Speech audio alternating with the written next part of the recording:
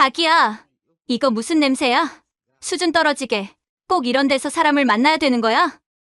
귀를 찌르는 앙칼진 목소리. 전 남편의 새파란 아내는 마치 오물이라도 본 것처럼 코를 틀어쥐고 인상을 찌푸리고 있었습니다. 그리고 그 옆에서 전 남편 민철은 혀를 차며 지갑을 열더군요. 야, 너 꼴이 이게 뭐냐? 예정 생각해서 주는 거니까 이걸로 고기나 사 먹고 여기 농장 주인이나 빨리 불러와. 제 발치로 툭 하고 5만 원짜리 지폐 한 장이 힘없이 떨어졌습니다. 흙투성이 장화 위로 내려앉은 그 돈을 보며 저는 속으로 웃음을 삼켰습니다. 이 인간들 아직 사태 파악이 전혀 안 된 모양입니다. 이바구 시작 전에 구독과 좋아요 부탁드리며 끝까지 함께 해주세요. 바람이 한번 스치자 지폐 모서리가 팔락거렸습니다. 종이 한 장이 흙 위에서 내는 소리가 어쩜 그렇게 크게 들리는지요. 돈이 크고 작아서가 아니라 그 돈에 실려 있는 마음이 너무 더러워서 더 크게 울리는 것 같았습니다. 새 부인은 제 얼굴을 제대로 보지도 않았습니다. 제 손과 장화, 무릎에 묻은 흙을 훑고는 마치 자기 몸에라도 튈까봐 뒤로 물러나더군요. 그 눈빛이 꼭 사람이 아니네 하고 말하는 것 같았습니다. 민철은 더 뻔뻔했습니다. 제가 무엇을 하고 있는지, 왜 이런 곳에 있는지, 어떻게 살아왔는지 그런 건 하나도 궁금해하지 않았습니다. 그에게 저는 언제나 설명할 필요 없는 사람이었으니까요. 말 잘 듣고 시키는 대로 움직이고 감정은 알아서 삼키는 사람. 민철은 제가 아직도 그런 사람인 줄 알고 있었습니다. 그런데요. 사람이 가장 큰 착각을 할 때가 언제인지 아십니까? 자기가 남을 끝났다고 단정하는 순간입니다. 저도 3년 전 그날 제가 끝난 줄 알았습니다. 그날도 민철은 지금처럼 지갑을 열었고 지금처럼 돈을 내밀었습니다. 그때는 5만 원이 아니라 위자료라는 이름을 붙인 종이 쪼가리였지요. 봉투를 던지듯 내밀어 놓고는 마치 자기가 아주 큰 은혜라도 베푸는 사람처럼 앉아 있었습니다. 당신은 이제 같이 살기 힘들어. 처음엔 그런 말로 시작했습니다. 사람을 찌를 때는 늘 둔한 칼로 시작하더군요. 그 다음 말은 더 잔인했습니다. 늙어서 냄새나. 당신이 있으면 집이 답답해. 저는 그 말을 듣는 순간 귀가 멍해졌습니다. 손끝이 차가워지는데도 속에서는 뭔가 뜨거운 것이 올라왔습니다. 그런데도 목소리는 나오지 않더군요. 왜냐하면 저는 그 집에서 늘 참는 사람이었으니까요. 민철이 사업한다며 돈이 필요하다고 하면 저는 제 몸을 갈아 넣어서라도 만들어냈습니다. 낮에는 남의 집 설거지를 하고 밤에는 바느질을 했습니다. 손톱 밑에 실밥이 박혀 피가 나도 저는 괜찮습니다라고 말했습니다. 민철이 화를 내면 저는 먼저 사과했습니다. 제가 틀리지 않아도 그 사람이 틀렸어도요. 그런 제가 어느 날 갑자기 냄새나는 여자가 되어버린 겁니다. 같이 살면서 만든 집, 같이 만든 살림, 같이 만든 시간들이 한순간에 쓰레기처럼 취급당하더군요. 그리고 그 옆에 유지수가 서 있었습니다. 민철이 말하는 새로운 사랑이라는 사람. 저는 그 여자의 얼굴에서 사랑을 보지 못했습니다.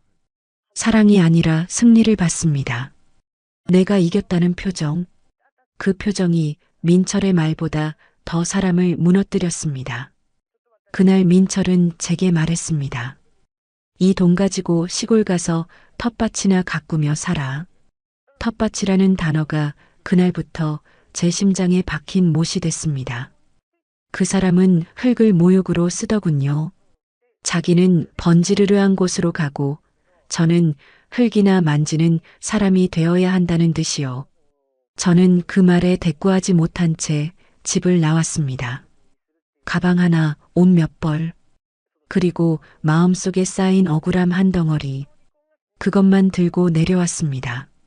처음에는 정말 앞이 캄캄했습니다.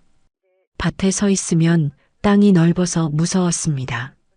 하늘이 높아서 더 무서웠고요.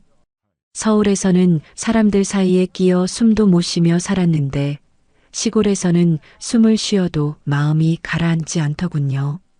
그때 저는 알았습니다. 숨은 쉬어도 마음이 숨을 못 쉬면 사람이 사는 게 아니라는 걸요. 그래도 손을 놓을 수는 없었습니다. 살아야 했으니까요. 누굴 원망한다고 제 삶이 돌아오는 건 아니었으니까요. 그때부터 저는 흙을 다시 봤습니다. 흙은 거짓말을 안 하더군요. 제가 뿌린 만큼만, 제가 견딘 만큼만 정확히 돌아왔습니다. 사람 마음처럼 하루아침에 바뀌지 않았습니다.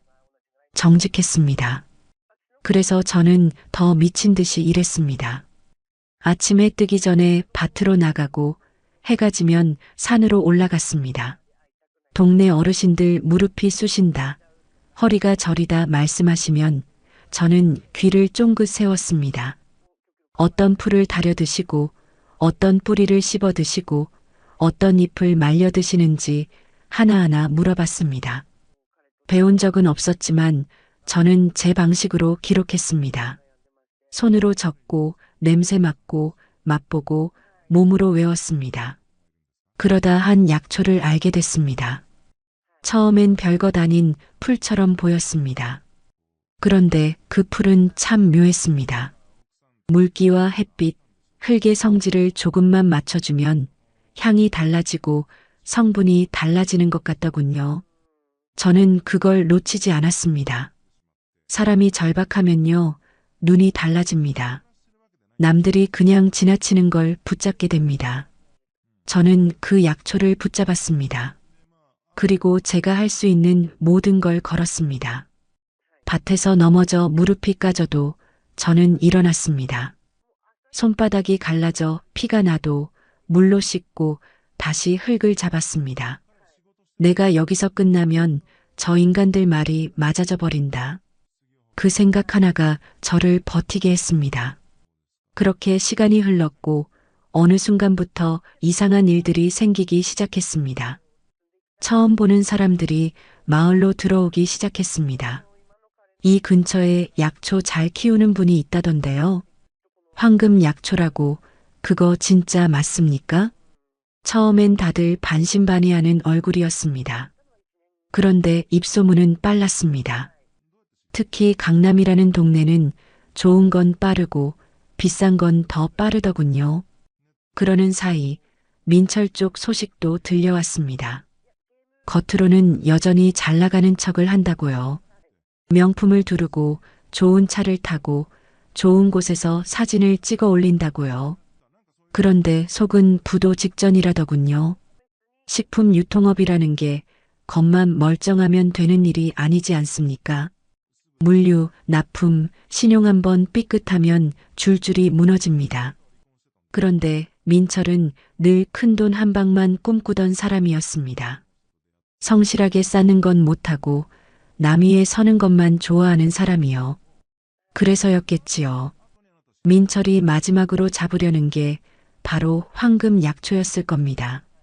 자기가 살 길이 없으니 남의 살 길을 뺏어서라도 살아야 한다는 신보. 그 신보가 어디로 향했겠습니까? 결국 제 밭으로 온 겁니다.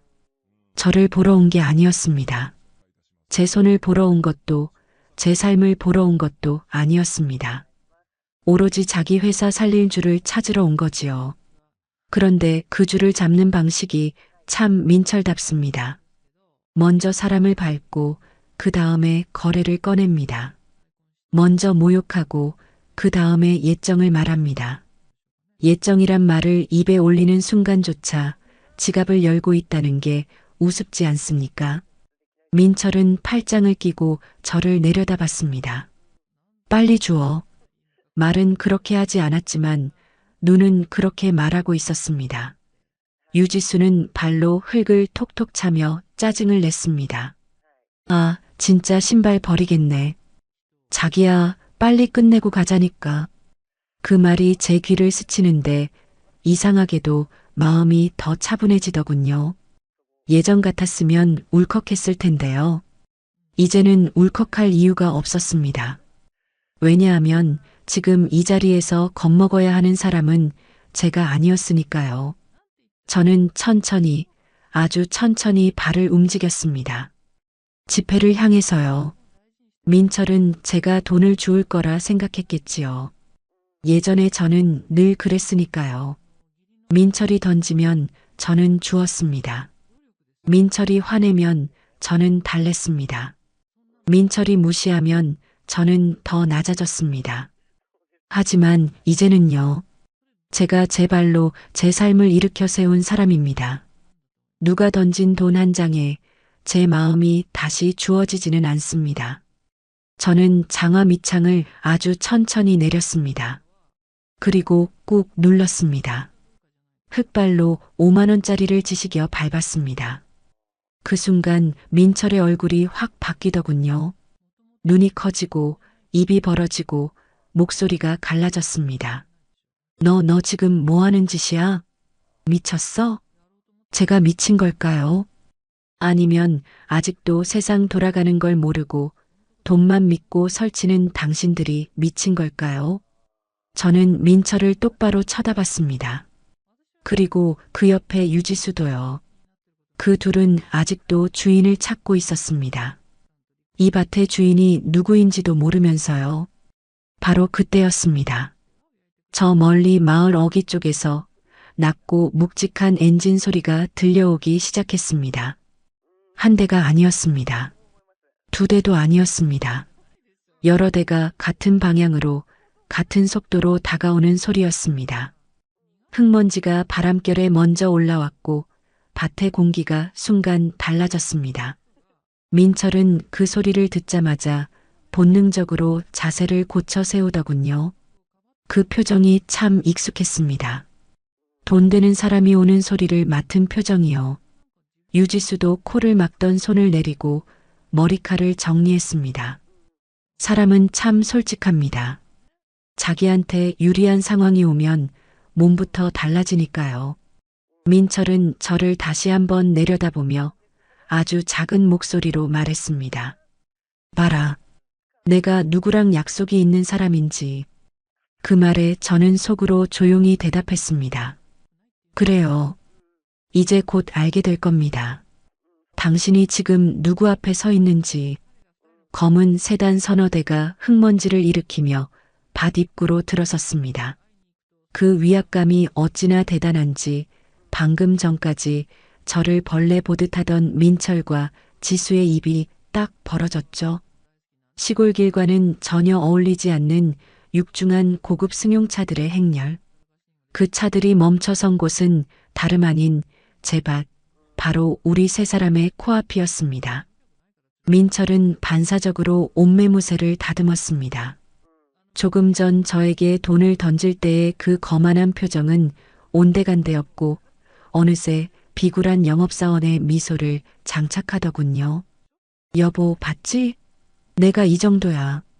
서울에서 내 이름 대면 이렇게 바로바로 반응이 온다니까. 농장 주인이 내 연락받고 사람 보낸 모양이네. 민철은 옆에 있던 지수의 어깨를 툭 치며 으스댔습니다. 지수 역시 눈을 반짝이며 거들었습니다. 어머, 자기 진짜 대단하다. 시골 총구석 농장이라 무시했는데 차 굴리는 거 보니까 돈 좀 있나 봐. 이럴 줄 알았으면 나도 좀 꾸미고 올 걸 그랬네.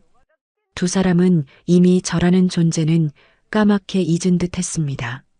제가 발로 밟은 5만 원짜리 지폐는 흙 속에 파묻혀 보이지도 않았지만 그들은 그보다 더 큰 돈 냄새를 맡느라 정신이 없었으니까요.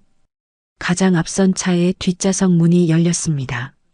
잘 다림질된 슈트를 입은 중년의 남자가 내렸습니다. 딱 봐도 보통 위치가 아닌 사람.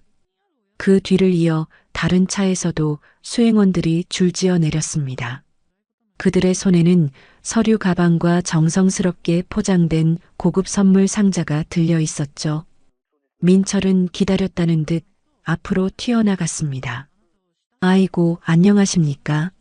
제가 바로 박민철입니다. 서울에서 연락드렸던. 민철은 허리를 굽히며 악수를 청하려 손을 내밀었습니다. 그의 얼굴에는 이제 살았다는 안도감과 내가 해냈다는 성취감이 뒤섞여 번들거리고 있었죠. 지수도 옆에서 배꼽 인사를 하며 알랑거렸습니다. 하지만 그 다음 순간 민철의 손은 허공에서 갈 곳을 잃고 말았습니다. 차에서 내린 중년 남자는 민철을 투명 인간 취급하며 그대로 지나쳐 버렸습니다.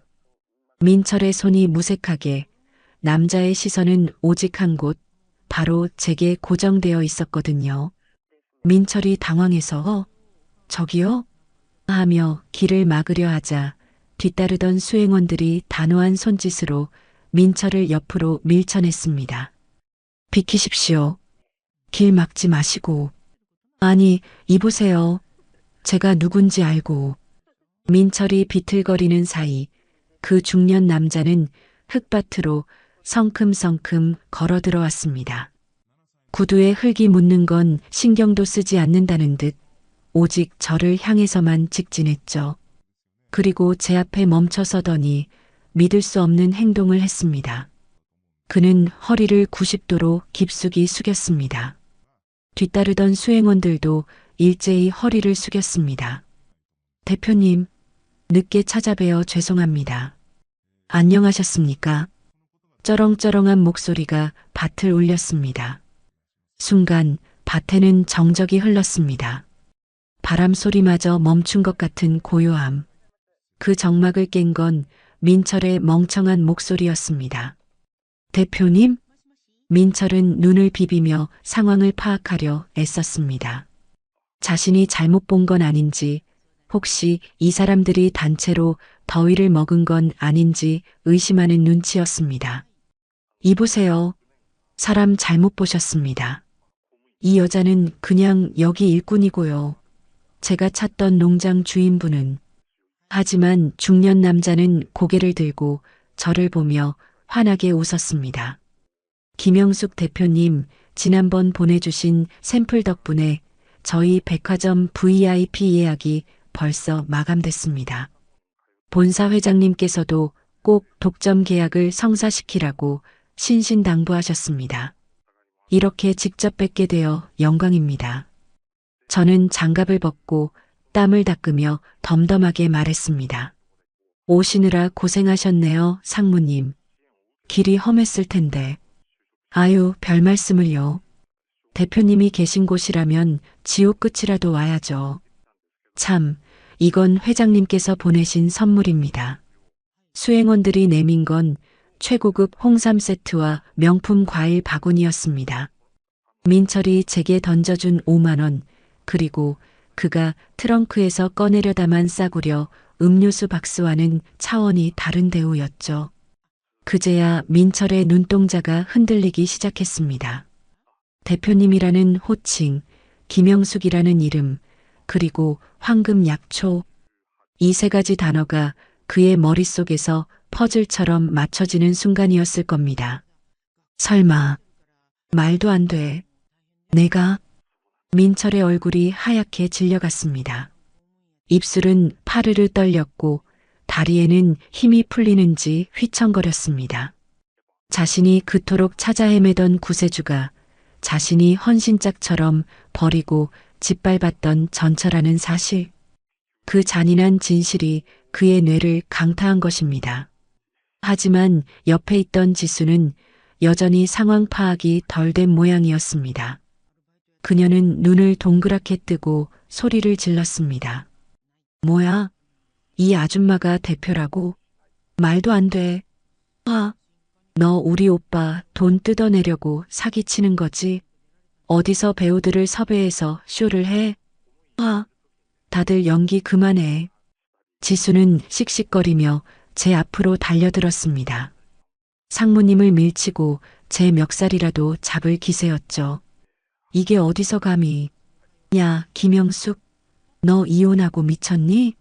우리 오빠가 누군 줄 알고 이런 장난질이야? 그 순간 민철이 비명처럼 소리쳤습니다. 그만해. 닥쳐. 지수가 깜짝 놀라 멈칫했습니다. 민철은 식은땀을 줄줄 흘리며 저와 상무님을 번갈아 보았습니다. 그의 눈에는 공포가 서려 있었습니다. 이제야 깨달은 겁니다. 자신이 무슨 짓을 저질렀는지, 자신이 지금 누구의 땅을 밟고 있는지. 저는 천천히 지수에게 다가갔습니다. 그리고 차갑게 식은 목소리로 말했습니다. 쇼? 누가 쇼를 하고 있는지 아직도 모르겠니? 얘야, 눈이 있으면 좀 봐라. 내가 밟고 있는 이 땅, 저 뒤에 보이는 산, 그리고 내 남편이 그토록 갖고 싶어 하는 그 약초, 전부 다 내 거야. 지수의 입이 떡 벌어졌습니다. 저는 시선을 돌려 민철을 보았습니다. 그는 이미 반쯤 넋이 나가 있었습니다. 민철 씨, 아까 농장 주인 불러오라고 했지? 자, 내가 여기 있네. 할 말 있으면 해봐. 고기 사 먹으라고 준 5만 원은 잘 받았으니까 이제 본론을 말해야지. 민철의 무릎이 털썩하고 꺾였습니다. 흙바닥에 주저앉은 그는 저를 올려다보지도 못하고 땅만 쳐다봤습니다. 영수가. 그의 입에서 나온 제 이름이 그렇게 초라하게 들릴 수가 없더군요. 하지만 아직 끝난 게 아닙니다. 이 정도 충격으로 주저앉기엔 그가 저에게 준 모욕의 시간이 너무 길었으니까요. 저는 상무님을 보며 말했습니다. 상무님, 웬 잡상인들이 와서 행패네. 중요한 계약 얘기하는데 방해되니까 좀 치워주시겠어요? 제 말이 떨어지기가 무섭게 상무님의 눈빛이 날카롭게 변했습니다. 방금 전까지 저에게 봄바람처럼 웃어 보이던 그 눈이 민철과 지수를 향하자마자 겨울 삭풍처럼 차가워지더군요. 보안팀 뭐합니까? 대표님 말씀 안 들립니까? 당장 이 사람들 밖으로 모셔. 상무님의 호통 한 번에 뒤에 서 있던 건장한 수행원 2명이 성큼성큼 다가왔습니다. 검은 양복을 입은 사내들의 그림자가 흙바닥에 주저앉은 민철을 덮쳤습니다. 그제야 멍하니 있던 지수가 비명을 질렀습니다. 야, 이거 안 나? 당신들 뭐야? 우리 남편이 누군 줄 알고 몸에 손을 대? 이거 엄연한 폭력이야. 경찰 부를 거야. 지수는 수행원의 팔을 뿌리치며 앙칼지게 소리쳤습니다. 명품 가방을 휘두르며 발악하는 꼴이 마치 덫에 걸린 짐승 같았습니다. 그녀는 여전히 믿고 싶지 않은 겁니다. 자신이 무시했던 이 시골 아줌마가 감히 자기를 쫓아낼 힘이 있다는 사실을요. 하지만 민철은 달랐습니다. 그는 수행원이 팔을 잡자마자 반항은커녕 납작 엎드렸습니다. 바닥에 엉덩이를 붙인 채로 질질 끌려가면서도 시선은 오직 저에게 고정하고 있었죠. 영수가, 여보, 나야 나, 민철이, 여보라니요. 3년 전 법원 앞에서 다시는 내 눈에 띄지 마. 엮이는 것 자체가 역겨우니까라고 했던 그 입에서 나온 단어가 맞나 싶었습니다. 사람이 급해지면 기억도 조작되는 모양입니다. 잠깐만요.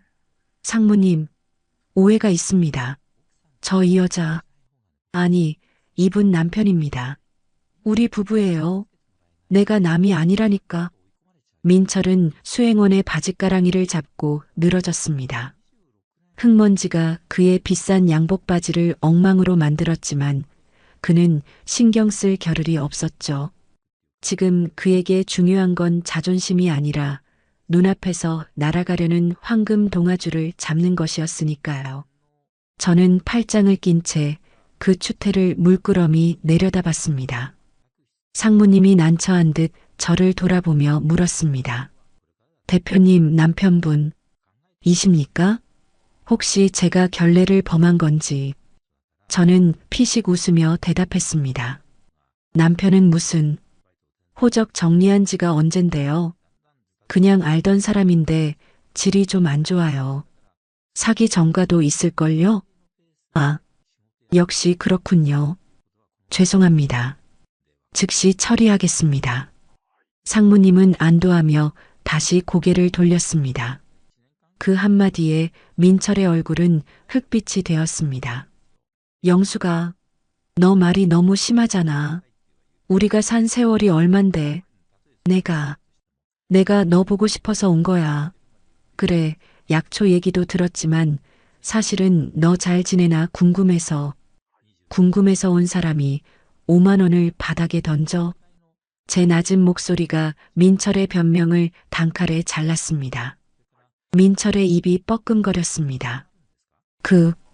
그건 내가 너무 고생하는 것 같아서 마음이 아파서 용돈이라도 주려고. 마음이 아파서? 그래서 내세 부인은 코를 막고 똥 냄새 난다고 했니? 저는 천천히 민철 앞으로 걸어갔습니다. 끌려가지 않으려 안간힘을 쓰는 그의 꼴이 참 우스웠습니다. 저는 쭈그리고 앉아 민철과 눈을 맞췄습니다. 예전에는 제가 올려다봐야 했던 그 눈을 이제는 제가 내려다보고 있었습니다. 민철 씨, 잘 들어. 당신이 버린 건 그냥 냄새나는 아줌마가 아니야. 당신 인생에서 유일하게 당신을 지켜주던 사람을 버린 거야. 그리고 당신이 걷어찬 건 텃밭이 아니라 당신 회사를 살릴 마지막 기회였고, 영수가 내가 잘못했어. 내가 눈이 멀었었나 봐. 응? 한 번만 봐줘. 우리 회사 알잖아. 이번 계약 못 따내면 나 진짜 끝이야. 나 길바닥에 나앉아. 너 예정 생각해서. 민철이 덜덜 떨리는 손을 뻗어 제 장화 끄트머리를 잡으려 했습니다. 하지만 저는 발을 쓱 뒤로 뺐습니다. 그의 손은 허공을 휘젓다 흙바닥에 처박혔습니다. 예정? 그 예정. 3년 전에 당신이 돈 몇 푼이랑 같이 쓰레기통에 처박았잖아. 기억 안 나? 냄새나니까 꺼지라고. 그때 옆에서 악을 쓰던 지수가 씩씩거리며 끼어들었습니다. 우리 오빠가 사과하면 받아줘야지. 내가 뭔데 사람을 이렇게 무시해? 너 이거 갑질이야. 내가 인터넷에 다 올릴 거야. 시골 아줌마가 성공 좀 했다고 전 남편 개무시한다고. 지수는 여전히 분수를 몰랐습니다. 상황 파악 못하고 독만 바짝 오른 독사 같았죠. 저는 지수를 보며 빙긋 웃었습니다. 올려. 꼭 올려. 불륜녀랑 바람나서 조강지쳐버린 남편이 회사 망하게 생기니까 전처 찾아와서 행패 부리더라. 제목은 이걸로 하면 딱 좋겠네. 조회수 잘 나오겠다. 그치? 지수의 얼굴이 홍당무처럼 붉어졌다가 이내 하얗게 질렸습니다. 그제야 주변을 둘러보더군요. 밭일을 하던 동네 어르신들이 하나둘씩 모여들어 혀를 차며 구경하고 있었거든요. 저 남자가 그 전 남편인 거야? 에잉. 쯧쯧.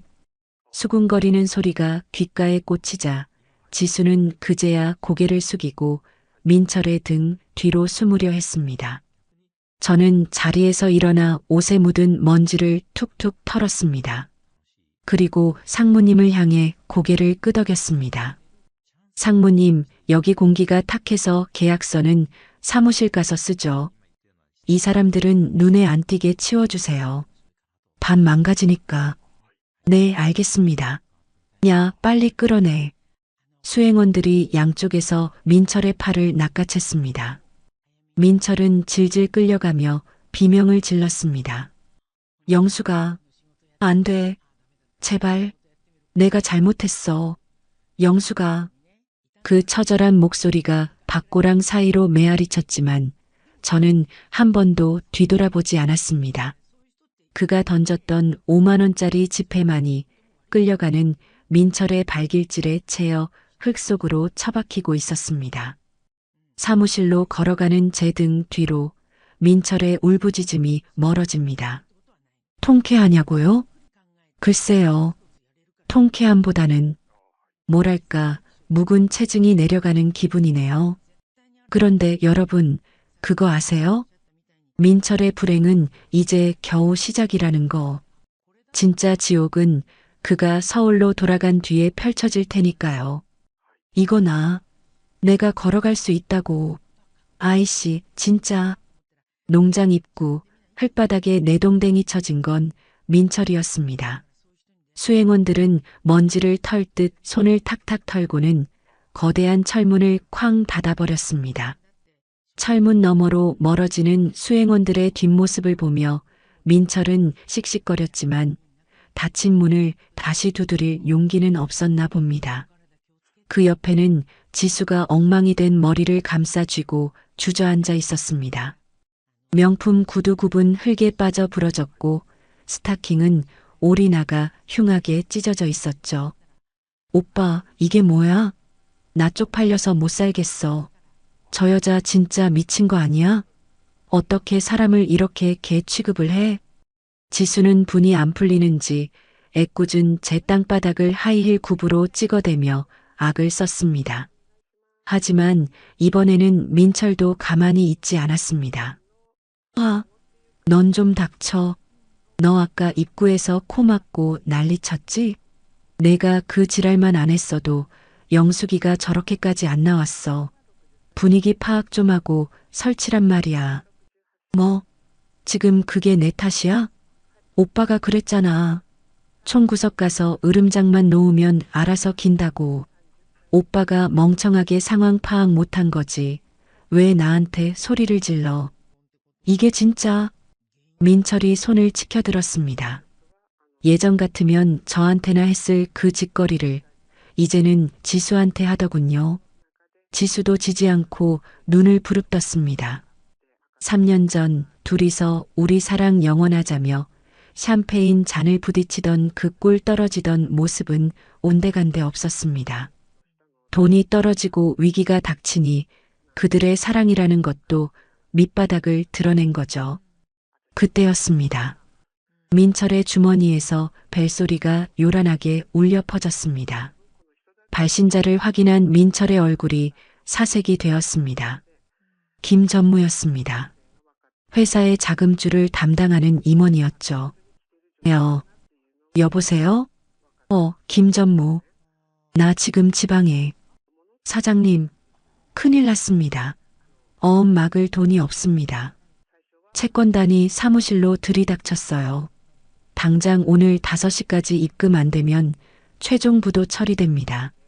전화기 너머의 다급한 목소리가 지수의 귀에까지 들렸나 봅니다. 지수의 눈이 휘둥그레졌습니다. 뭐, 부도? 오빠, 진짜야? 우리 회사 망하는 거야? 민철은 대답 대신 전화기에 대고 소리쳤습니다. 야야, 조금만 막아봐. 내가 지금 대기업이랑 큰 계약건 성사시키러 왔으니까. 백화점 독점 계약이야. 이거만 되면 투자금 쏟아진다고. 거짓말이었습니다. 이미 쫓겨나 놓고 민철은 아직도 꿈을 꾸고 있었습니다. 아니, 꿈이라기보다는 현실을 받아들이지 못하는 발악이었죠. 사장님, 그 소리만 벌써 몇 번째입니까? 지금 당장 현금 없으면 끝이라니까요. 저도 이제 모릅니다. 알아서 하세요. 전화가 끊어졌습니다. 민철은 망연자실한 표정으로 휴대폰을 떨어뜨렸습니다. 털썩? 휴대폰 액정이 깨지는 소리가 꼭 민철의 인생이 깨지는 소리 같았습니다. 같은 시각, 저는 따뜻한 차 한 잔을 마시고 있었습니다. 농장 사무실 안은 훈훈했습니다.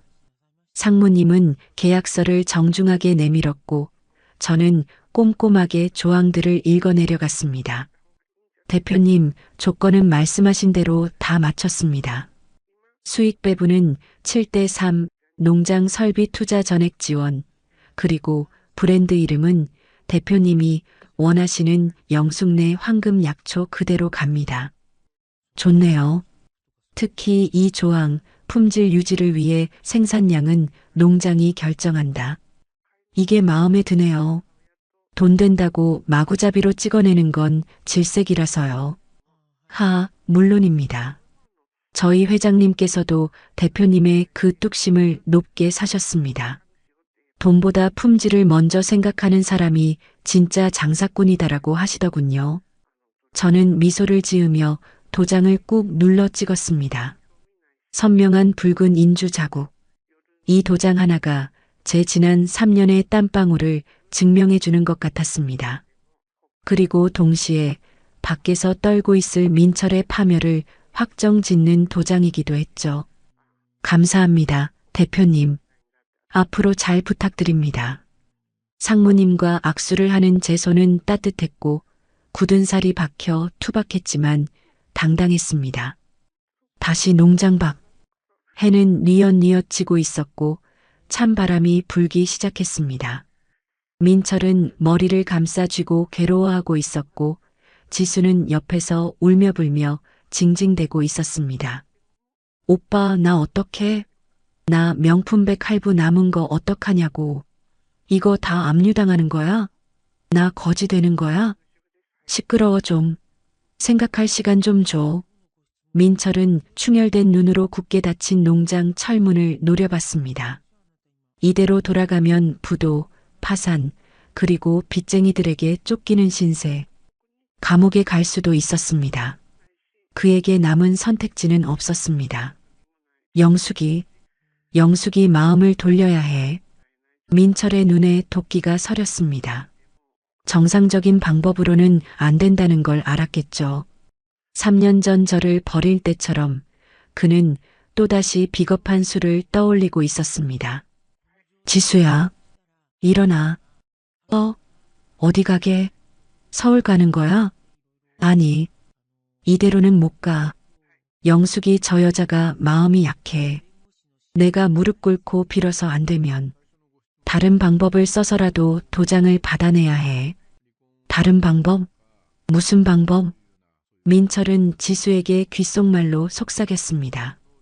지수의 표정이 일그러졌습니다. 미쳤어? 그러다 경찰 오면 어떡해? 경찰이 무서워. 당장 길바닥에 놔앉는 게 무서워? 시키는 대로 해. 우리 둘 다 살려면 이 방법밖에 없어. 민철은 주변을 두리번거리더니 밭구석에 놓여있던 녹슨 쇠스랑 하나를 눈여겨봤습니다. 그리고는 음침한 미소를 지으며 농장 뒷길 쪽으로 발걸음을 옮겼습니다. 정문이 안 되면 개구멍으로라도 들어가겠다는 신보였죠. 사무실 창밖으로 어둠이 짙게 깔리기 시작했습니다. 저는 계약을 마치고 상무님을 배웅한 뒤 혼자 남아 장부를 정리하고 있었습니다. 직원들도 다 퇴근하고 넓은 농장에 저 혼자 남은 시간. 스산한 바람 소리와 함께 문 밖에서 부스럭거리는 소리가 들렸습니다. 고라니인가?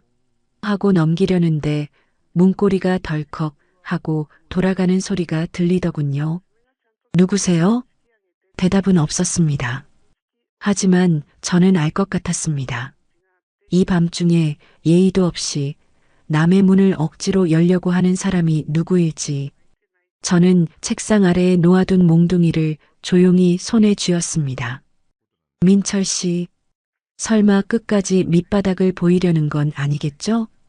만약 그렇다면 저도 더 이상 전처로서의 예우는 없습니다. 이제부터는 침입자에 대한 응징만 있을 뿐입니다. 기익. 녹슨 경첩이 비명을 지르며 문이 열렸습니다. 어둠 속에서 드러난 얼굴은 낮에 봤던 그 거만하고 뻔뻔한 전남편 박민철이 아니었습니다. 헝클어진 머리, 풀린 넥타이, 그리고 충혈된 눈. 흡사 벼랑 끝에 몰린 짐승의 눈빛이었죠. 그의 손에는 밭에서 주워온 녹슨 쇠스랑이 들려 있었습니다. 영수가 좋게 말할 때 도장 찍어. 민철이 거친 숨을 몰아쉬며 사무실 안으로 들어왔습니다. 술을 마신 건지 아니면 공포에 취한 건지 비릿한 냄새가 진동하더군요. 저는 책상 아래 쥐고 있던 몽둥이를 꽉 잡은 채 의자에 앉아 그를 빤히 쳐다봤습니다. 놀라거나 비명을 지를 줄 알았겠죠? 하지만 저는 미동도 하지 않았습니다. 민철 씨, 여기가 어디라고 신발을 신고 들어와? 그리고 그 흉한 물건은 뭐야? 농사 지으러 왔니? 제 차분한 목소리에 오히려 당황한 건 민철이었습니다. 그는 쇠스랑을 허공에 휘두르며 소리쳤습니다. 닥쳐. 나 지금 눈에 뵈는 거 없어. 당장 그 계약서 가져와. 대기업이랑 계약한 거 명의만 내 회사로 돌리면 돼. 그거 하나만 해주면 내가 조용히 갈게. 너 돈 많잖아. 이거 하나 해주는 게 뭐 어렵다고 사람을 이 지경으로 만들어. 적반하장도 유분수지. 자기가 망한 게 저 때문이라니요. 민철은 성큼성큼 책상 앞으로 다가왔습니다. 빨리 내놔. 안 그러면 나 진짜 무슨 짓 할지 몰라. 그가 쇠스랑을 치켜든 순간 저는 자리에서 벌떡 일어났습니다. 그리고 책상 위에 있던 리모컨 버튼 하나를 꾹 눌렀습니다. 민철 씨, 저기 천장 좀 봐. 뭐? 민철이 얼떨결에 고개를 든 곳에는 붉은 불빛이 깜빡거리는 CCTV가 그를 정면으로 비추고 있었습니다. 요즘 시골 농장 무시하지 마. 도둑이 많아서 고화질 CCTV 다 달아놨거든. 지금 당신 모습 내 휴대폰이랑 보안업체 서버에 실시간으로 저장되고 있어. 흉기 들고 전처 협박하는 모습 아주 잘 나오네. 이거 안 꺼. 끄면 뭐? 당신이 날 치게? 쳐봐. 어디 한번 쳐봐. 제가 몽둥이를 책상 위로 쾅 내리치며 소리쳤습니다. 3년간 험한 산을 타고 억센 밭일을 하며 다져진 기백이었습니다. 온실 속 화초처럼 살아온 민철 따위가 감히 범접할 수 있는 기운이 아니었죠. 제가 눈을 부릅뜨고 다가가자 민철은 쇠스랑을 든 손을 부들부들 떨며 뒷걸음질 쳤습니다. 겁쟁이. 겁만 번지르르 했지 속은 여전히 겁 많은 쫄보였습니다. 너 진짜 독해졌다. 독해져? 누가 날 이렇게 만들었는데? 당신이 버린 그 3년 동안 내가 산짐승이랑 싸우고 비바람 맞으면서 살았어. 당신 같은 껍데기 하나 못 이길 것 같아? 그때였습니다. 멀리서 요란한 사이렌 소리가 들려오기 시작했습니다. 적막한 시골 밤 공기를 가르는 경찰차 소리. 그 소리가 점점 가까워지자 민철의 얼굴이 사색이 되었습니다. 경찰? 설마 신고했어? 당신 들어올 때 문고리 돌리는 소리 듣자마자 눌렀지. 여기 파출소장님이랑 내가 좀 친하거든. 3분이면 도착해. 미친. 안 돼. 나 잡히면 안 돼. 민철은 패닉 상태에 빠져 허둥지둥 출구를 찾았습니다. 그런데 그때 밖에서 망을 보고 있던 지수의 비명소리가 들렸습니다. 어머, 경찰이다. 오빠 나갈게. 나 모르는 일이야. 다급한 발소리가 멀어지더군요. 하이힐을 벗어들고 맨발로 뛰는 소리였습니다. 민철이 창문으로 그 모습을 보고 절규했습니다. 유지수, 너 어디가? 같이 가야지. 믿었던 세부인, 아니 공범이자 사랑한다던 그 여자는 경찰차 불빛이 보이자마자 뒤도 안 돌아보고 도망쳤습니다. 민철은 배신감에 입을 딱 벌린 채 멍하니 서 있었습니다. 사무실 앞에 순찰차가 급정거하고 경찰관들이 들이닥쳤습니다. 꼼짝 마. 흉기 버려. 경찰들이 테이저건을 겨누며 들어오자 민철은 힘없이 쇠스랑을 바닥에 툭 떨어뜨렸습니다. 쨍그랑. 그 쇠소리가 민철의 인생 종소리처럼 들리더군요. 박민철 씨, 특수 주거침입 및 특수 협박 혐의로 체포합니다. 변호사를 선임할 권리가 있고. 수갑이 채워지는 순간 민철은 저항 한번 못하고 고개를 떨궜습니다. 경찰관에게 끌려나가면서 그는 젖은 눈으로 저를 돌아봤습니다. 영수가, 내가 미안해. 나 좀 살려줘.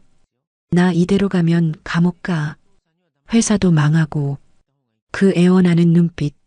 3년 전 저를 버릴 때의 그 차가웠던 눈빛은 온데간데였고 비굴함만 남은 그 눈을 보며 저는 마지막으로 한마디 해줬습니다. 민철 씨, 걱정 마. 감옥이 밖보다 나을 거야. 거긴 적어도 밥은 공짜로 주잖아. 당신 회사 부도나면 빚쟁이들한테 시달릴 텐데 차라리 거기가 천국일걸. 너 정말. 아, 그리고 지수 씨는 너무 원망하지 마. 당신이 돈 보고 사람 골랐듯이 그 여자도 돈 보고 당신 골랐을 뿐이니까. 끼리끼리 만난 거지 뭐. 민철은 짐승 같은 울음소리를 내며 경찰차 뒷좌석에 구겨 넣어졌습니다. 파란 경광등 불빛이 밤하늘을 번쩍이며 사라질 때까지 저는 그 자리에 서서 지켜봤습니다. 폭풍 같았던 밤이 지나고 농장에는 다시 평화로운 아침 해가 떴습니다. 산등성이 너머로 붉은 해가 올라오자 밤새 공포에 떨었던 어둠은 흔적도 없이 사라졌습니다. 참새들이 지저귀고 흙내음이 밤이슬에 젖어 더욱 향긋하게 올라오는 아주 평범하고도 아름다운 시골의 아침이었죠. 저는 따뜻한 두유 한 병을 손에 쥐고 밭을 한 바퀴 둘러봤습니다. 어젯밤 그 난리통이 마치 꿈이었나 싶을 정도로 밭은 언제나처럼 고요하고 묵묵하게 저를 반겨주더군요. 하지만 꿈이 아니었습니다.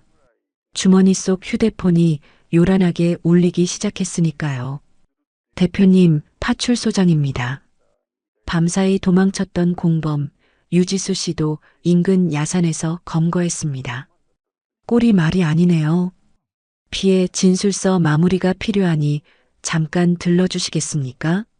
저는 옷매무새를 단정히 하고 가장 깔끔한 옷으로 갈아입은 뒤 파출소로 향했습니다. 승리자의 아침은 단정해야 하는 법이니까요. 파출소 문을 열고 들어서자 아주 볼만한 광경, 아니 한편의 막장 희극이 펼쳐져 있었습니다. 유치장 창살을 사이에 두고 민철은 안에, 지수는 밖에 앉아 조사를 받고 있었습니다. 그런데 두 사람의 몰골이 정말 가관이었습니다. 유치장 안에 민철은 하룻밤 사이에 10년은 늙어 보였습니다. 번지르르 하던 머리는 까치집이 되었고 명품 넥타이는 어디 갔는지 셔츠 단추가 뜯겨져 흉한 가슴팍을 드러내고 있었죠. 그는 창살을 부여잡고 밖을 향해 핏대를 세우고 있었습니다. 유지수, 내가 어떻게 나를 버리고 도망을 가? 우리가 사랑하는 사이라며, 영원하자며. 내가 쇠스랑 들고 들어갈 때 내가 뭐라 그랬어? 오빠 파이팅? 빨리 하고 와. 그랬잖아. 근데 이제 와서 나 몰라라 해? 그 앞 의자에 앉은 지수는 더했습니다. 도망치다가 산비탈을 구른 건지 명품 원피스는 걸레 조각처럼 찢어졌고 스타킹은 올이 나가 살이 다 비쳤습니다. 한쪽 신발은 어디다 잃어버렸는지 흙투성이 맨발이었는데 발톱이 깨져 피가 맺혀 있더군요.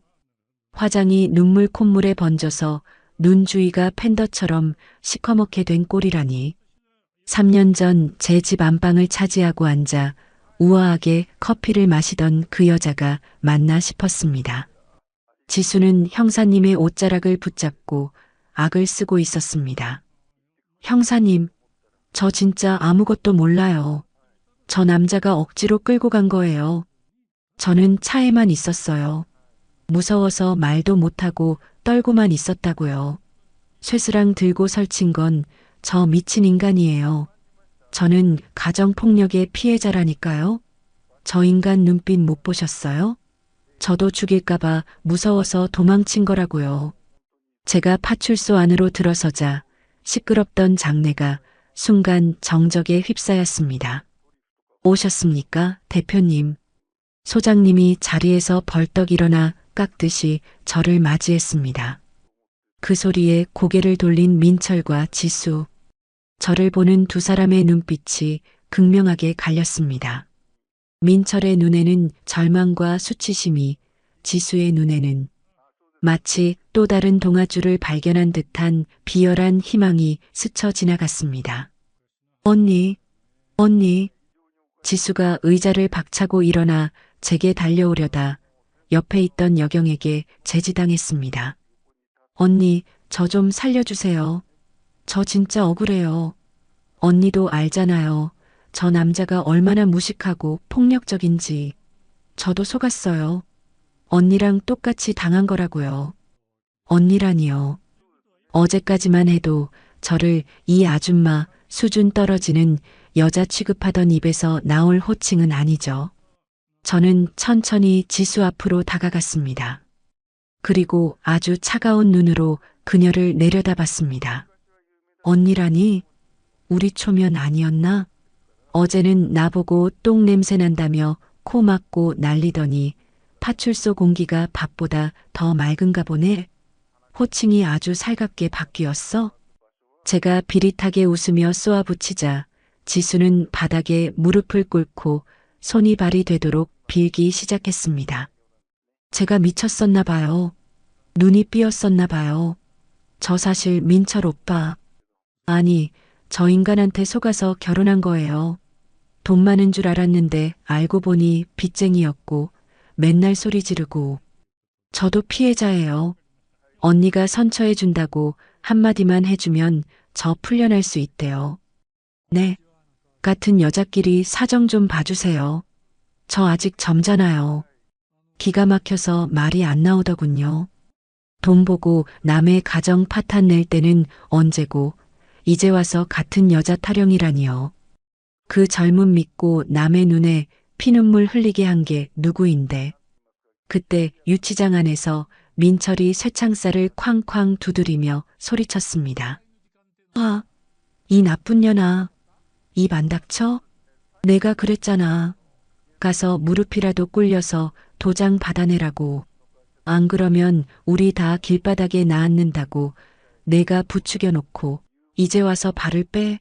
너 내가 사준 가방이 몇 개고 옷이 몇 벌인데. 내가 언제 오빠가 쇠스랑 들고 간다길래 말렸잖아. 나는 그냥 차에서 기다린 죄밖에 없어. 웃기지 마. 내가 망 좀 봐준다고 했잖아. 경찰 오면 소리 지르겠다고 내 입으로 말했잖아. 서로 내 탓이니 물고 뜯고 싸우는 꼴을 보니 헛웃음이 픽 터져 나왔습니다. 저게 바로 3년 전 저를 집에서 쫓아내며 우리는 운명이다. 진정한 사랑이다. 당신 같은 껍데기 부부랑은 차원이 다르다며 떠들던 인간들의 민낯이었습니다. 돈이라는 화려한 포장지가 벗겨지니 그 안에는 썩은 생선가시 같은 추악한 욕망만 남은 거죠. 저는 소장님 책상 위에 가져온 작은 USB를 올려놓았습니다. 소장님, 여기 어젯밤 CCTV 영상 원본입니다. 화질도 좋지만 음성 녹음이 아주 기가 막히게 됐더라고요. 제가 USB를 내밀자 지수의 얼굴이 하얗게 질리다 못해 투명해질 지경이었습니다. 그 영상 안에 지수 씨 목소리도 다 들어있어요. 오빠, 경찰 오면 어떡해? 빨리 하고 나와. 도장만 받으면 끝이야. 이게 말린 사람의 대사일까요?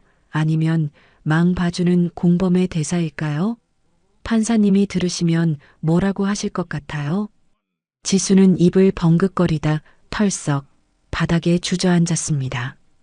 더 이상 변명할 말이 없어진 거죠. 하지만 제 복수는 여기서 끝이 아니었습니다.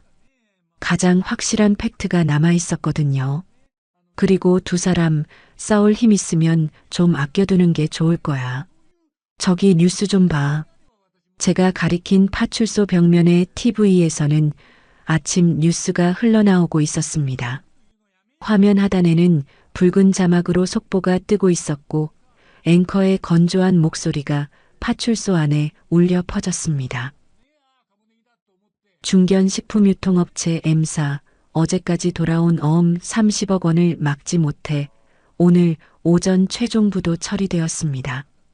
대표 박모 씨는 현재 연락이 두절된 상태이며 채권단이 본사 사무실을 점거하고 화면에는 모자이크 처리된 민철의 얼굴과 빚쟁이들이 들이닥쳐 집기류를 부수고 딱지를 붙이는 난장판된 사무실 풍경이 나오고 있었습니다. 민철은 창살을 잡은 손에 힘이 풀려 뒤로 나자빠졌습니다. 눈동자가 초점을 잃고 흔들렸습니다. 자신의 인생이 공식적으로 끝장났다는 선고를 들은 셈이니까요.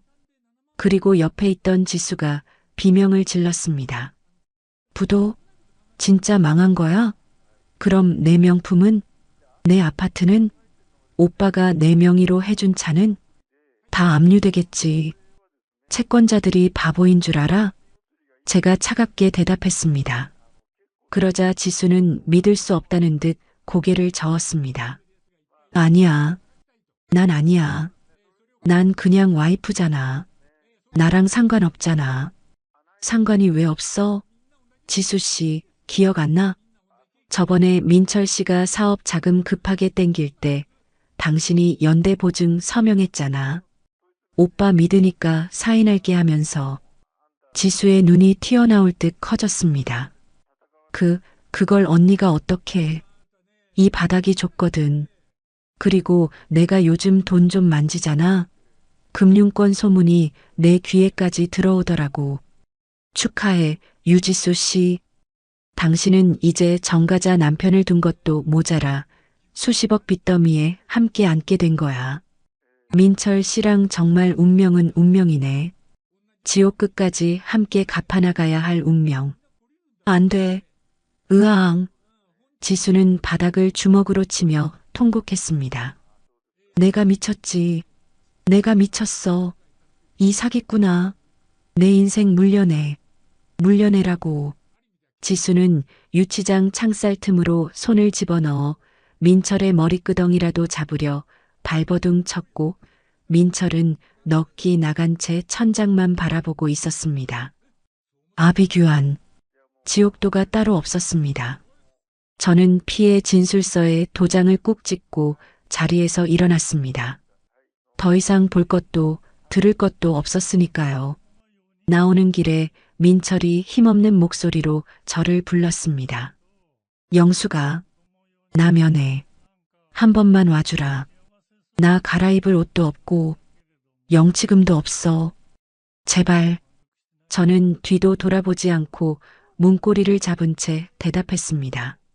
미안하지만 난 바빠서. 황금 약초 수출 계약 때문에 일정이 꽉 찼거든. 오늘 오후엔 미국 바이어들이 농장으로 오기로 했어. 거기서 주는 콩밥이나 잘 챙겨 먹어. 그것도 다 우리 같은 농부들 피땀으로 만든 쌀이니까 감사한 마음으로 먹고. 영수가. 파출소 문을 열고 나오니 눈부신 햇살이 쏟아졌습니다.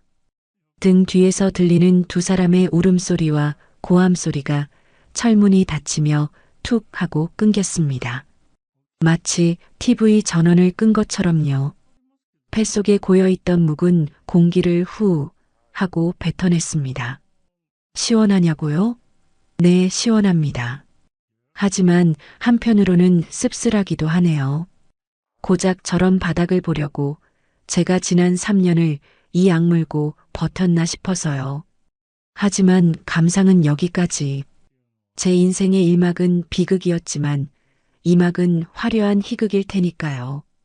이제 찌꺼기들은 다 걸러냈으니 진짜 제 이야기를 시작할 때가 된 것 같습니다. 최근 강남 사모님들 사이에서 없어서 못 판다는 기적의 작물, 황금 약초 이야기 들어보셨을 겁니다. 이 약초를 탄생시킨 주인공이 대기업과 손잡고 본격적인 해외 수출길에 올랐다는 반가운 소식입니다. 실패를 딛고 인생 2막의 화려한 성공 신화를 쓰고 있는 김영숙 대표를 만나봤습니다. TV 화면 속에서 환하게 웃고 있는 제 얼굴이 보입니다. 흙 묻은 작업복 대신 깔끔한 베이지색 정장을 입었지만 손에는 여전히 투박한 호미가 들려 있었죠. 그 모습이 어찌나 낯설면서도 반가운지 마을 회관에 모인 어르신들이 저보다 더 크게 박수를 치며 환호성을 질렀습니다. 아이고, 우리 영숙이 출세했네. 텔레비에도 나오고. 이장님, 저거 봐. 우리 마을 이름도 나왔어. 영숙이 덕분에 우리 마을이 다 부자 됐어.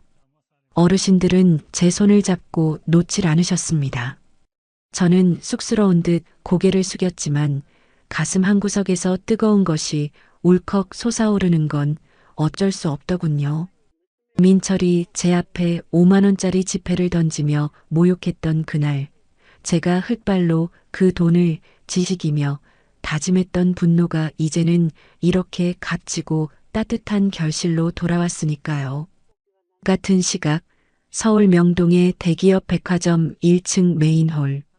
그곳에는 영숙네 황금 약초 팝업 스토어가 화려하게 문을 열었습니다. 오픈 시간 전부터 백화점 밖까지 줄을 선 사람들이 인산인해를 이뤘고 준비한 한정판 물량은 오전 중에 동이 나버렸습니다. 현장에 나가 있던 상무님은 입이 귀에 걸려 저에게 영상 통화를 걸어오셨죠. 대표님, 보이십니까? 대박입니다. 대박. 고객님들이 물건 없냐고 아우성입니다. 회장님께서 보고 받으시고는 아주 흡족해 하시면서 대표님께 특별 보너스 두둑하게 챙겨드리고 농장 확장 공사도 바로 착수하라고 지시하셨습니다. 화면 너머로 보이는 수많은 인파와 완판 팻말. 그것은 단순히 돈을 벌었다는 의미가 아니었습니다. 제가 흘린 땀이, 제가 견뎌낸 시간이 헛되지 않았다는 세상의 인정이었습니다. 하지만 빛이 밝을수록 그림자는 더 짙은 법이죠. 화려한 백화점과는 정반대인 곳, 서울 구치소의 차가운 접견실 풍경을 보여드려야겠네요. 투명한 아크릴 벽 하나를 사이에 두고 3205번 수의를 입은 민철과 초췌한 몰골의 지수가 마주 앉아 있었습니다.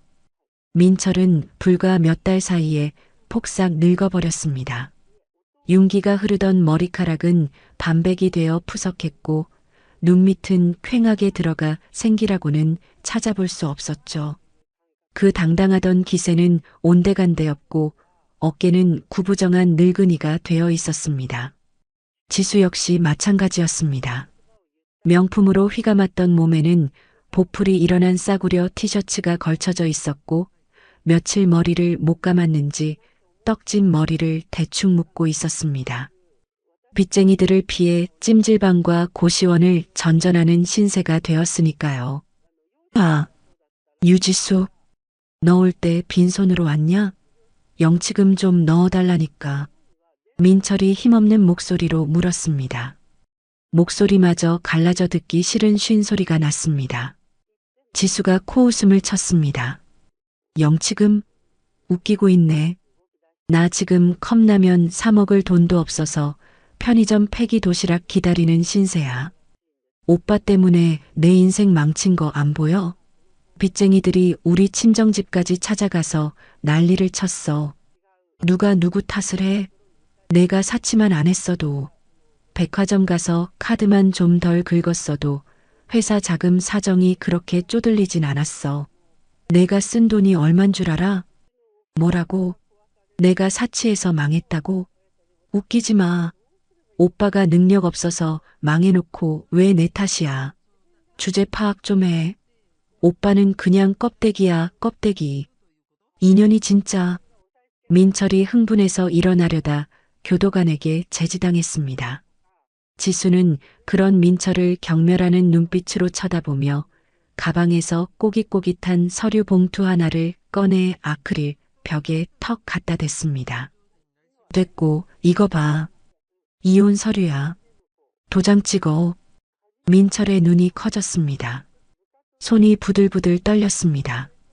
너 진짜 이럴 거야? 나 출소할 때까지만 기다려달라고 했잖아. 내가 나가서 다시 재기하면. 재기? 꿈깨. 오빠 나이가 몇인데 재기를 해? 빚이 수십억인데? 기다리면 뭐가 나오는데? 빚더미. 정가자 남편? 나 아직 젊어. 오빠 옥바라지 하면서 늙어 죽기 싫다고. 빨리 찍어. 안 그러면 나 이제 면회도 안 올 거야. 지수의 목소리는 차갑다 못해 날카로웠습니다. 민철은 멍하니 서류를 바라봤습니다. 3년 전 저에게 이혼 서류를 들이밀며 새 인생 살겠다. 사랑 찾아 떠나겠다고 큰 소리치던 그 모습이 겹쳐 보이지 않나요? 인과응보. 자신이 뿌린 대로 거두는 법입니다. 조강지철을 헌신짝처럼 버린 대가를 그는 지금 자신이 선택한 여자에게 똑같은 방식으로, 아니 더 비참한 방식으로 돌려받고 있는 겁니다. 다시 화면이 바뀌고 제 인터뷰가 이어집니다. 리포터가 마이크를 들이대며 조심스럽게 물었습니다. 대표님, 사실 이혼 후 귀농이라는 게 쉬운 결정은 아니셨을 텐데요. 힘든 시기를 극복하고 이렇게 성공하신 비결이 뭔가요? 혹시 전 남편분에 대한 복수심 같은 게 원동력이었나요? 저는 잠시 생각에 잠겼습니다. 3년 전의 그날들이 주마등처럼 스쳐 지나갔습니다. 그리고는 카메라를 똑바로 응시하며 담담하게 말했습니다. 복수요? 솔직히 처음엔 그랬죠. 이를 갈고 잠도 안 자고 일만 했으니까요. 저를 무시했던 사람들에게 보란 듯이 성공해서 콧대를 꺾어주고 싶었어요. 너희가 버린 여자가 이렇게 잘 산다 보여주고 싶었죠. 잠시 숨을 고르고 저는 미소를 지으며 말을 이었습니다. 그런데 막상 땀 흘려 일하다 보니 알겠더라고요. 가장 큰 복수는 그 사람들을 미워하는데 내 귀한 시간을 쓰는 게 아니라 내가 진짜로 행복해지는 거라는 걸요. 내가 내 삶을 사랑하고 내 땀을 믿고 오늘 하루를 성실하게 사는 것. 그게 쌓이고 쌓여서 지금의 제가 된 거지. 누군가를 미워하는 마음만으로는 여기까지 못 왔을 겁니다. 흙은 미움을 모릅니다. 정직만 알죠. TV를 보던 유치장의 민철은 고개를 떨구고 눈물을 뚝뚝 흘렸습니다. 흐느끼는 어깨가 처량했습니다. 지수도 아무 말 없이 입술만 깨물고 있었죠. 제 말이 그들의 가슴에 비수처럼 꽂혔을까요? 아니면 그저 자신의 처지가 한탄스러워서였을까요? 그건 그들만이 알겠죠. 마을 잔치가 무르익어갈 무렵 꽹과리 소리와 웃음소리가 밤하늘을 채웠습니다. 저는 조용히 잔치마당을 빠져나와 제 밭으로 향했습니다. 달빛을 받은 약초들이 은은하게 금빛을 내며 바람에 흔들리고 있었습니다. 저는 쭈그리고 앉아 흙을 한 줌 쥐어보았습니다. 차갑지만 부드러운 감촉. 이 흙이 저를 살렸고 저를 키웠습니다. 고맙다. 정말 고맙다. 혼잣말을 하며 흙을 토닥이는데 누군가 뒤에서 인기척을 냈습니다. 돌아보니 상무님이 서 계시더군요. 서울에서 내려오신 김에 잔치까지 보고 가시려나 봅니다. 대표님, 축하드립니다. 오늘 매출이 역대 최고랍니다. 회장님께서 아주 난리가 나셨습니다. 아유, 다 상무님 덕분이죠. 먼 길 오시느라 고생하셨어요. 아닙니다. 그리고 이건 개인적인 말씀인데 회장님께서 대표님을 본사 고문으로 모시고 싶어 하십니다. 서울로 올라오셔서 경영 수업도 좀 들으시고 더 큰 물에서 노시는 건 어떠신지. 펜트하우스도 준비해 주신다고 하는데요. 서울. 화려한 불빛과 높은 빌딩이 있는 곳. 민철이 그토록 가고 싶어 했고 지수가 그토록 살고 싶어 했던 그 욕망의 도시. 이제 제가 원하기만 하면 그곳의 주인이 될 수도 있는 상황이었습니다. 3년 전 쫓겨났던 그곳으로 금이 환영할 수 있는 기회였죠. 하지만 저는 웃으며 고개를 저었습니다. 상무님, 제 자리는 여기입니다. 서울 가서 팬대 굴리고 에어컨 바람 쐬는 건 똑똑한 젊은 사람들이 하면 되고요. 저는 여기서 흙 만지고 바람 쐬고 이 녀석들 커가는 거 보는 게 제일 행복해요. 저한테는 펜트하우스보다 이 비닐하우스가 더 궁전 같거든요. 상무님은 잠시 멍하니 저를 보시더니 이내 고개를 끄덕이며 환하게 웃으셨습니다. 역시 대표님다우십니다. 알겠습니다. 회장님께는 그렇게 전하겠습니다.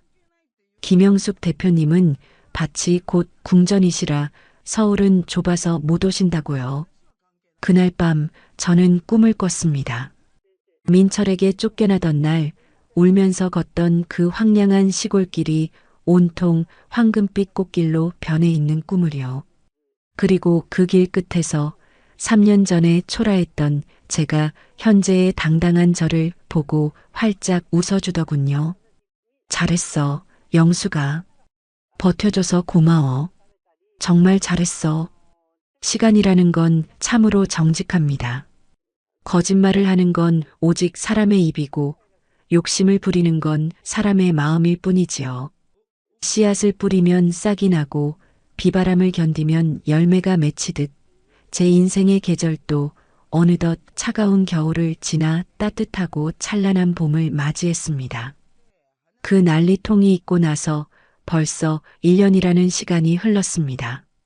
계절이 4번 바뀌는 동안 제 삶은 그야말로 천지개벽을 했습니다. 지금 제가 서 있는 이곳, 제 농장은 이제 단순히 약초를 키우는 밭이 아닙니다. 영숙내 힐링팜이라는 이름으로 새 단장을 마쳤죠. 주말이면 아이들 손을 잡고 오는 가족 체험객들, 건강을 찾으러 오는 어르신들로 입구부터 관광버스 줄이 끊이지 않는 지역의 명소가 되었습니다. 아침 7시, 저는 예전처럼 장화를 신고 농장을 둘러봅니다. 하지만 이제는 혼자가 아닙니다. 대표님, 좋은 아침입니다. 오늘 미국으로 나갈 수출 물량, 컨테이너, 선적 작업 시작했습니다.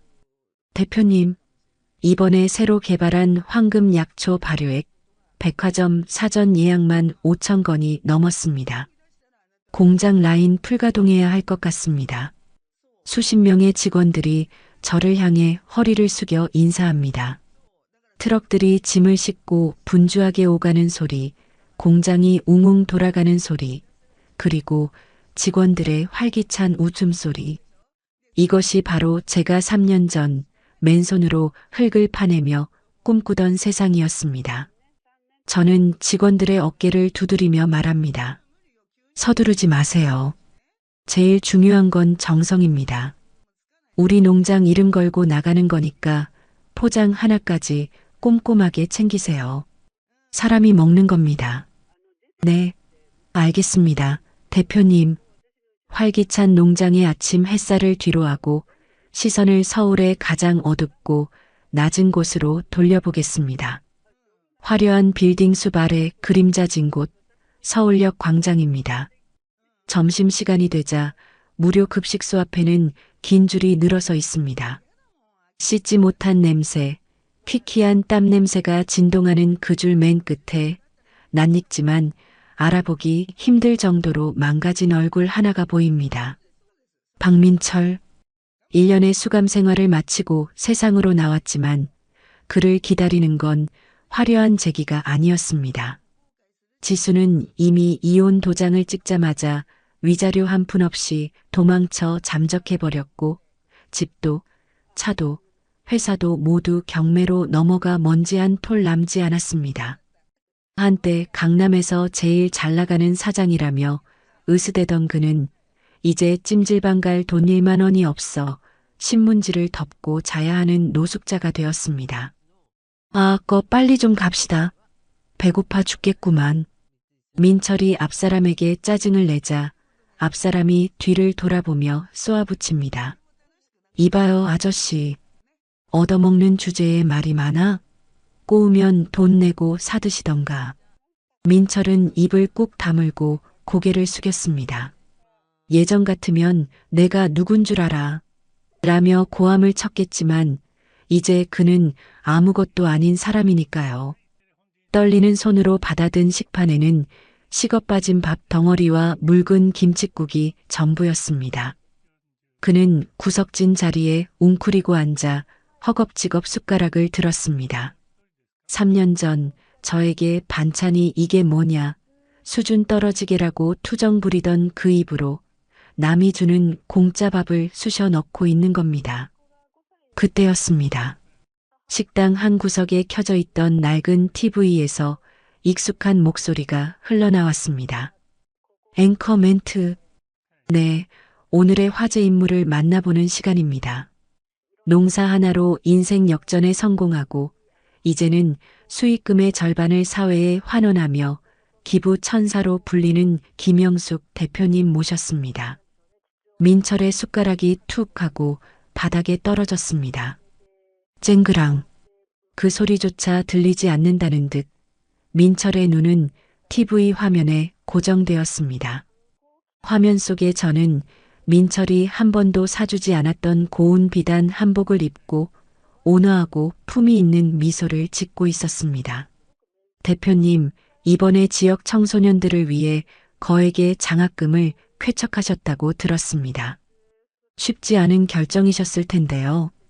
화면 속에 제가 담담하게 대답합니다. 네.